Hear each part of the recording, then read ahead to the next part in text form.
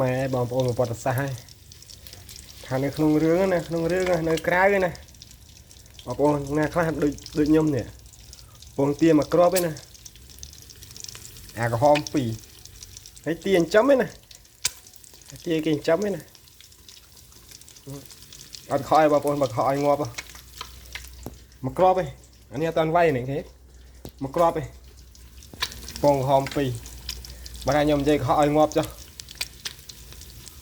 អត់ខឲ្យនិយាយត្រង់មកនៅប្រវត្តិសាស្ត្រឲ្យបងប្អូន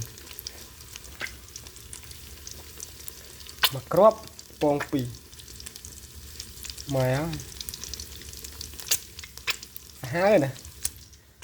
អត់ដែលឃើញខ្ញុំហើយពីកាត់ពោះម៉ែអត់ដែលឃើញហូបពងឡើងចង់មកជីវិតនេះពងទាពងគេធំល្អតែវាមិនសមណាពងទាណាអត់ខ្ញុំមកសាកទៅទៀតចាំសាកវាយមួយទៀតឲ្យនេះឆ្អិនសិនខ្ទះមិនឆ្នាំងយើងមិនតែក្រិចទេតែថាខ្ញុំខ្ជិលលៀងដល់សារទៅតែឆាសាច់រួចទាំងសាច់ញ៉ាំមកក្រន់តែប្រវត្តិសាស្ត្រហើយ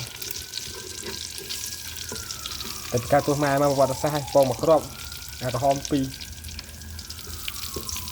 បើយើងដាក់ទៅមួយខាងយើងគោះខាងទៀតតែមកខាងទៀតចាំផ្លែតអត់មានឲ្យដាក់ទូរស័ព្ទទៀត